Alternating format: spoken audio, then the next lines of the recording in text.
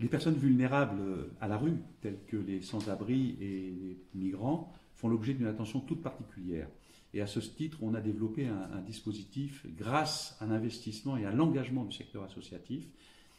Accueil de jour qui est ouvert sur 2 sites au lieu d'un, un site centre-ville rue de la Bucaille, un site rue Becquerel à Octeville.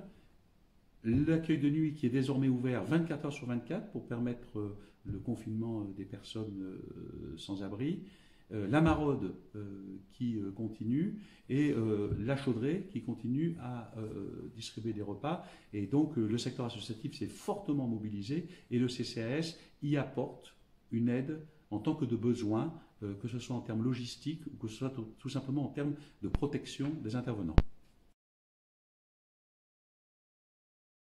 La protection de nos aînés les plus fragiles est une priorité dans nos 3 EHPAD, de nos aînés et du personnel qui les accompagne. Voilà les 2 priorités majeures. Et c'est à ce titre que le confinement est indispensable de nos aînés et on comprend la douleur des familles qui ne peuvent plus rendre visite à leurs proches en EHPAD, mais cependant, chacun doit comprendre qu'il doit utiliser d'autres moyens de communication, que ce soit Skype, que ce soit le téléphone, que nous sommes d'ailleurs en train de développer au sein de nos EHPAD de manière à maintenir le contact entre les familles. C'est douloureux, c'est difficile, mais c'est le seul moyen de préserver l'intégrité de vos parents. Le CCAS a mis en place un dispositif d'écoute des personnes en situation de précarité sociale, de précarité en termes de santé.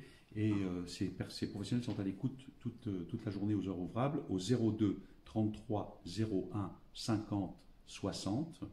Il n'empêche, et c'est important, que chacun d'entre nous, chacun d'entre vous, porte un regard sur son voisin, notamment si c'est une personne âgée, de manière à déclencher éventuellement une aide à cette personne.